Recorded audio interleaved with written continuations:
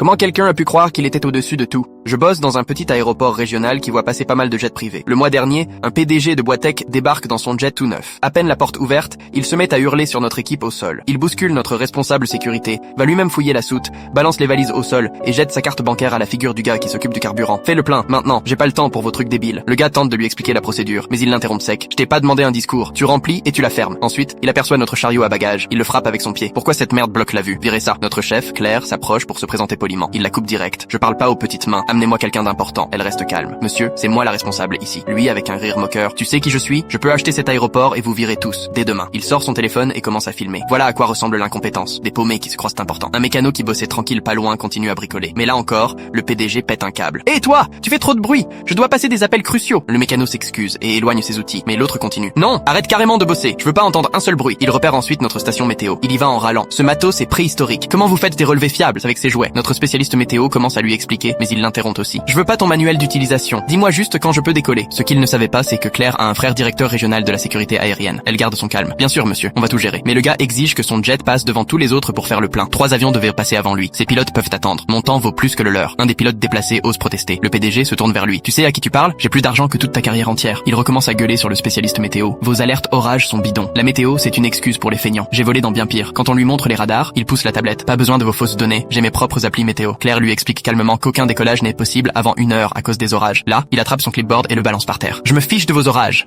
Je dois être à Lyon pour une réunion qui vaut plus que tout ce trou. Il commence à taper du pied sur le matos au sol et menace de nous poursuivre un par un. Vous êtes tous pareils ici. Aucune ambition. Vous méritez de bosser dans ce coin paumé. Puis il repère le gars qui nettoie le hall. Il le fixe et crie. Pourquoi tu passes la serpillière maintenant? Fais ça la nuit, quand les gens importants dorment pas. Le pauvre s'éloigne en silence, mais l'autre le suit. Hé, je te parle! Apprends à respecter les gens. Il entre ensuite dans notre petite boutique souvenir. Ce magasin devrait même pas exister. Qui veut des babioles d'un endroit que personne connaît? La gérante essaye d'aider. Il l'envoie balader. Bouge. Tout ici est hors de prix et inutile. Claire, toujours zen, retourne à son bureau et passe un coup de fil. Salut Lucas, j'ai un cas ici, tu veux venir voir? 15 minutes plus tard, 2 inspecteurs de la sécurité aérienne débarquent. Vestes officielles, bloc-notes épais. Inspection surprise, monsieur. Tous les avions restent au sol jusqu'à la fin. Ils découvrent du matos périmé, des documents absents et un copilote sans licence. 3 grosses infractions. Résultat, jet cloué au sol pour au moins 48 heures. Le PDG explose. C'est du harcèlement. J'appelle mes avocats. L'un des inspecteurs lui répond calmement en collant l'étiquette de violation sur la porte de son jet. On fait juste notre boulot, monsieur. Pendant qu'il hurlait sur un soi-disant complot, Claire revient et lui tend sa carte. Claire Morel, responsable de l'aéroport et consultante sécurité FAA. Elle se penche et lui glisse à l'oreille. Cette inspection aurait pu durer 1 semaine. On a été gentil. Et ouais, il a fini en classe éco.